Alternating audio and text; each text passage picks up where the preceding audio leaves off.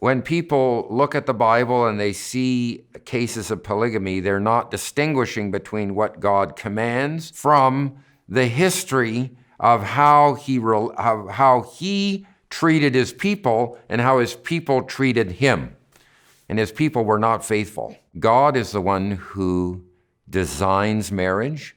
God is the one who invents marriage. Marriage is not something invented by humans. God is the one who gives the first woman to the first man. God is the one who presides over that marriage ceremony. And then when Moses tells us this, he makes a comment, therefore, a man shall leave his father and mother and cling to his wife in the singular, and the two shall be one flesh. So that's God's standard. That's what the Bible is teaching. We should distinguish that from the Bible as a divine history of God's relationships with his people. These relationships are called covenants. A covenant is like a marriage where two parties make a commitment to be devoted to each other, to be loyal, to be faithful. We see that God creates that kind of a relationship with Adam and Eve, but they are disloyal. They do not believe his word. They do not obey him, and they plunge humanity into chaos and evil. God makes a new start with Noah, and then that also goes down the tubes. God makes a new start with Abraham and his family. Then God makes a covenant with Israel, the family of Abraham. And the whole history of the Old Testament is a history of how human partners are unfaithful, human partners are disloyal. They do not believe in the word of God. They do not believe what God says. They do not obey his royal rule and kingship, and they rebel, and they want to establish what is right and wrong for themselves. And so in that history, we see a constant violation of the original standard. And so that's what we're seeing. We see that with Abraham, God promises him a child. He doesn't trust God.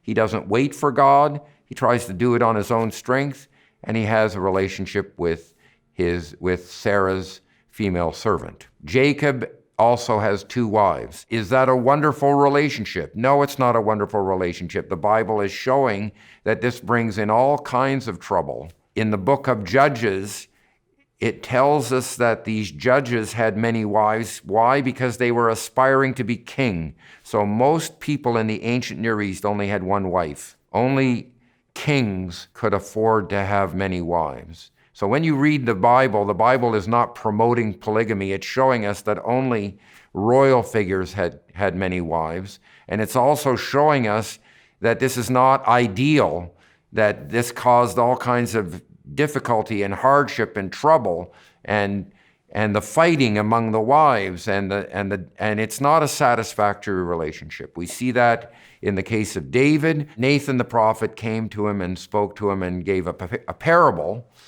about a guy who had many sheep and a poor man who had only one sheep. And when someone came and he had to show hospitality, instead of slaughtering one of his many sheep, he stole the one sheep that this poor man had. And all that is saying is, you have many wives and still you're not satisfied. So it shows that having many wives is not a satisfactory relationship. You have many wives and you're not satisfied, and you have to go and steal the one woman that this one person has. We see that in the case of Solomon. Solomon is a tragic figure because he did not practice what he preached. So you have the wisdom of Solomon in what he wrote, but we don't see the wisdom of Solomon in the way he lived. He disregarded his own wise principles. He multiplied wives, which is expressly forbidden for kings in Deuteronomy 17. The king is not to multiply wives, not to multiply gold, not to multiply horses, because who is a king going to marry?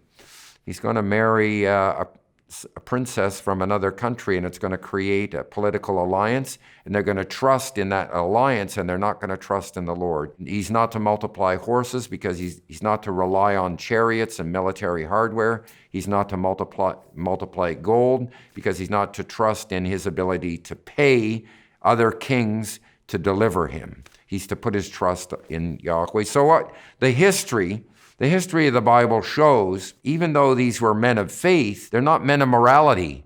Not everything they did was moral.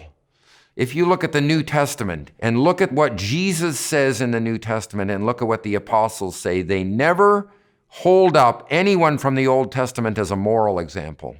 They hold them up as examples of faith, but not as examples of morality.